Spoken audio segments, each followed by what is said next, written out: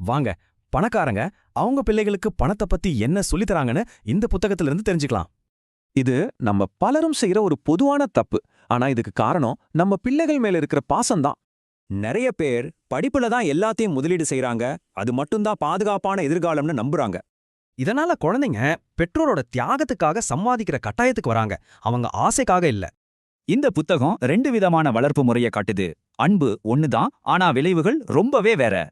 ஒரு வழி கடமைக்காகவே வாழ்ற வாழ்க்கை, இன்னொரு வழி சுதந்திரமா ஒரு நோக்கத்தோட வாழறது. சோ பணத்தை கொடுக்கறத விட ஒரு நல்ல நிதி அமைப்பை உருவாக்கி கொடுக்கறதா புத்திசாலித்தனம். நாம பாக்குறது பனிப்பாறையோட நுனி மாதிரி தான்.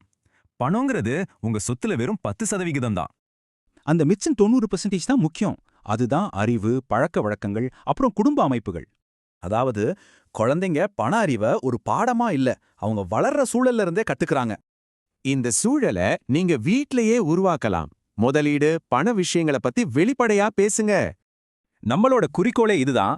அடுத்தடுத்த தலைமுறைக்கு பணத்தை பத்தின மர்மங்களை உடைச்சு ஒரு தெளிவை கொடுக்கணும். பணத்தை பத்தி சரியா கத்துக் கொடுக்கிற முதல் தலைமுறை அதுக்கப்புறம் வர்ற எல்லா தலைமுறையும் நிதியறிவு உள்ளவங்களா மாத்துது.